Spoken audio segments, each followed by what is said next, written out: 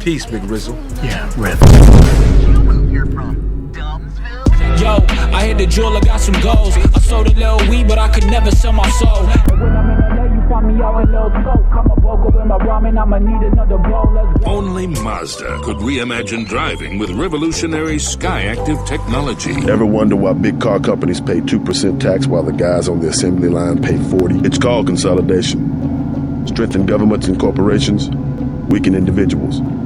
With taxes, this can be done imperceptibly over time. So...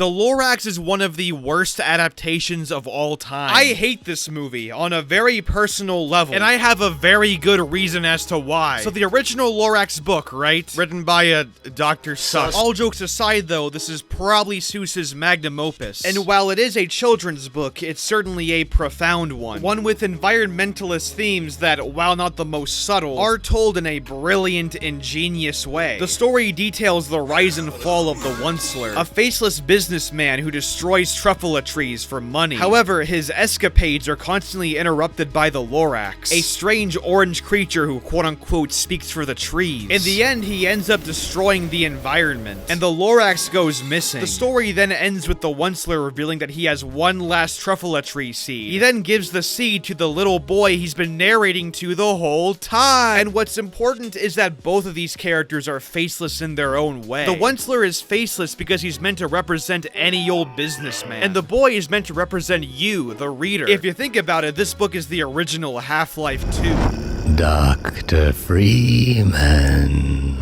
What's up? Can a G come up in your crib? However, there's a problem. For every good Half-Life game, there's always a hunt down the Freeman. Mr. Mitchell, you're cringe. For every great piece of art, there's going to be something to ruin it. We've seen examples of this on this very channel with films like Wonder Woman 1984, works that just miss the entire point by a mile. And with all of this, what I'm trying to say is, the Lorax 2012 is fucking garbage. So our film opens with the Minions, because this film is made by the Minions company. We then open in Thneedville, where we get my favorite, a shitty song number. So problem number one, the song itself is really bad. It's so generic and forgettable, I already forget how it goes. But secondly, it's easily the worst introduction to a dystopia I've ever seen. Everyone is so overly happy, and it immediately begs the question, why change the world when humanity is already fine? And thirdly, it bastardizes the original source material. So the original book starts off really bleak. It's already a desolate wasteland from the get-go, and it makes you wonder, how did it get this way and how do we fix it? So the original brilliant storytelling of the book is completely pissed on in this version. We're barely even like 2 minutes in, and this film already sucks fucking dick. It also doesn't help that the lyrics aren't subtle at all. We don't want to know where the smog and trash and chemicals go.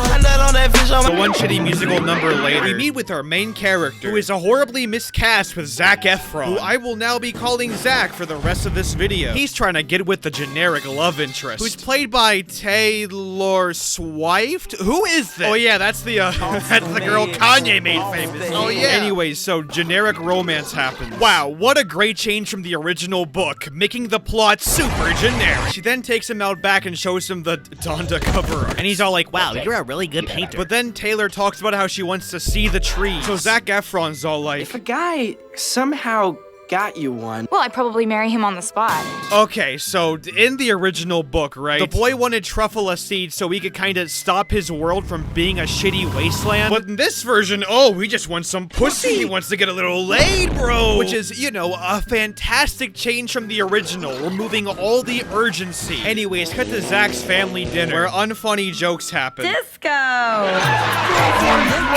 So Zac's all like, I need a tree, and the grandma's all like, I know. So the boy goes out to see the Onceler, and that's about it. Cut to the generic bad guy. He wants to sell fresh air to people, but if he's selling fresh air, then how do they breathe? Anyways, all jokes aside, and I know Doug already said it, but he also ripped off my cat's joke. But the fact that there's a generic businessman character in this kind of ruins the original book. In the original book, the Onceler kind of had a Captain Walker complex. He didn't mean to harm anyone, but his greed led him to cutting down truffula trees trees, destroying the environment, and committing a bunch of war crimes. All of a sudden, that dimension is completely gone with the introduction of this generic-ass villain. No longer is the story about one man's downward spiral into greed. Now it's about stopping the big bad guy, the big bad guy. Anyways, he finds out Zack is leaving, and that's about it. Cut to Zack, who finally finds the Onceler. And after a bit of talking that I'm going to skip through because we don't have time for it, we flash back to the Onceler, who now has a face, which totally doesn't ruin the original book at all. What? Why? Why do they feel the need to do this? You would think with the film as creatively devoid as this, it would be more effort to give characters like this a personality. Not only do the changes not make sense from an adaptation perspective, they also don't even make sense on a creatively bankrupt level. Anyway, so he sees the truffle trees and he's all like, whoa! And by the way, the Onceler is one rad dude because he has the ability to play guitar. This is the play.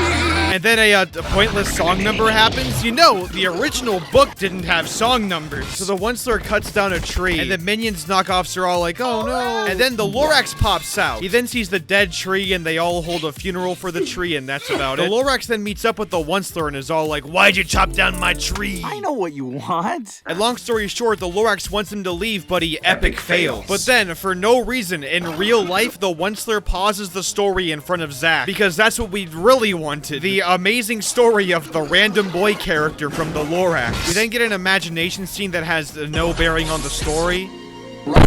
So a bunch of bullshit happens and the boy leaves. But he's caught by the bad guy, who talks about how he's evil. I'm glad this film has such a dynamic villain. You listen to me, boy. Zack then returns to the Onceler, where we get a comedy. Playing the donkey card. That's usually to impress some boobies. She's not some girl. She's a femboy. We then flash back again, this time to the Lorax trying to murder the Onceler and drown him. Thankfully, though, we have very funny pop culture references that are sure to make you laugh.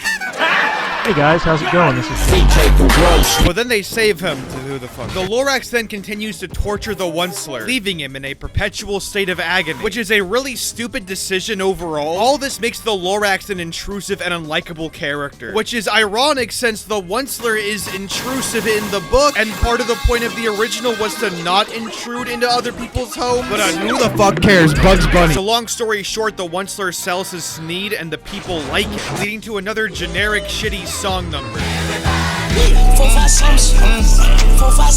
The Onceler's family then moves into the Thaneed place, and after getting introduced to a bunch of obnoxious characters I don't care about, we then get this joke. You wouldn't hit a woman. That's a woman.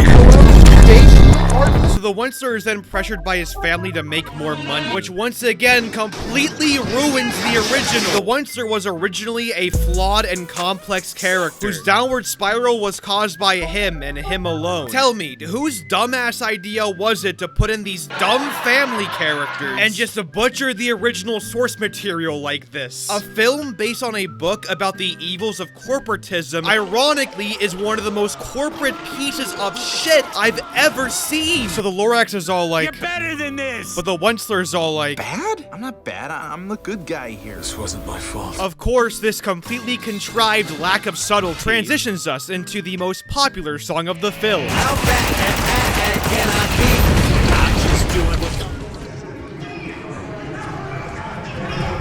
And I mean, it is the best song in the movie. It's not a good song by any means. In fact, it's really generic and really annoying. And I say this as a Playboy Cardi fan, but it is the best song in the movie. But believe it or not, and so people don't bother me about it, this was originally a completely different song called Biggering. This song was removed for being way too dark, but yet it is indeed a miles better song than How Bad Can I Be. It's an overall really decent Pink Floyd knockoff. It wouldn't have fixed my other problems with the movie, but it's some pretty interesting stuff. Too bad the studio just doesn't give a shit. Welcome to San Andreas. I'm CJ from Drugs. So the Onceler turns into a has-been hotel character. Hey! There it is! Woo! So over the course of one song number, the Onceler becomes evil. But then the Lorax is all like, oh, you're evil now. But the Onceler is all like, you can't tell me what to do. And then the last tree is cut down, and it's very sad. So everyone moves away, and the Onceler is broke as fuck now. The Lorax then leaves, and that's about it. Wow, what a powerful scene. I hope they don't fuck it up later in the movie. So the Onceler gives the boy the seed, and this is where the original would end, with the message of the book being continued by you. But fuck that shit. Our boy Zach needs some pussy. So he arrives home, but the bad guy's in his home. So long story short, Zach and his family escape with the seed. Zach also shows the one girl the seed, and he's like, hey baby, I want pussy. So then there's an epic car chase, and it's kind of boring to be honest. So Zach's about to plant the tree, but the bad guy's all like, oh, who needs the tree? You gotta love how on the nose his speech is. It's so incredibly devoid of subtlety, it actually hurts. They're filthy, spewing that sticky, nasty. It's almost like this film was made by a corporation. The boy tears down this wall here, and everyone's like, whoa, the world is actually shit. The boy talks about the industrial society. He shows everyone the tree, and they're all like, what? Poggers! We then get another obligatory song number. This time the one from those really funny and topical memes. So the song happens, I don't know, play Cardi. You're doing the whip, the nay-nay. I say let it die. Let it die, let it die. Doing your mom.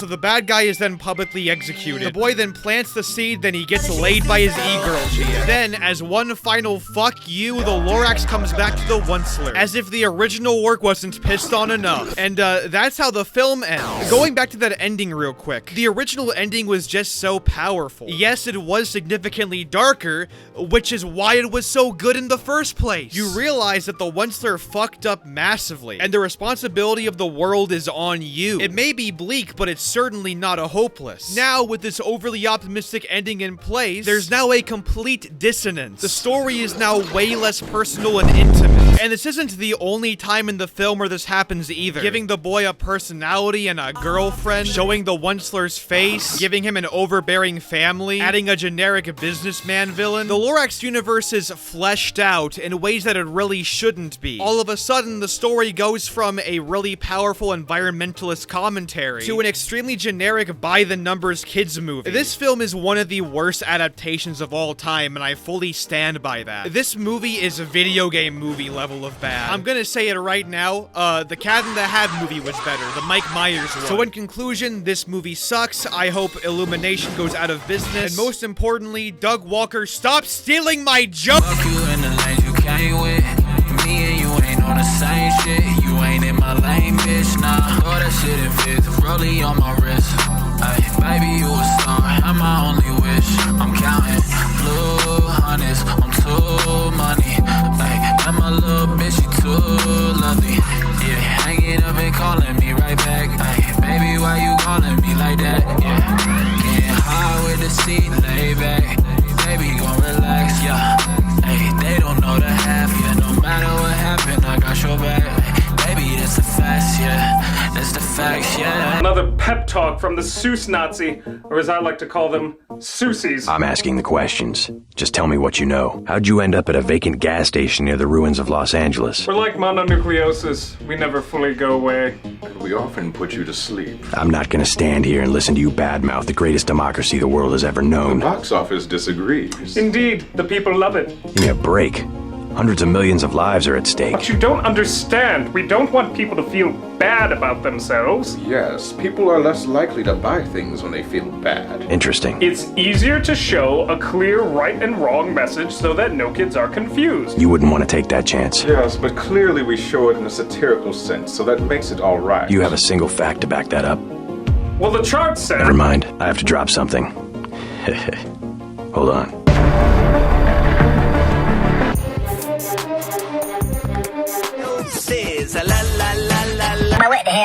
Eating a burger with no honey mustard. Eating a burger with no honey mustard. Eating a burger with no honey mustard.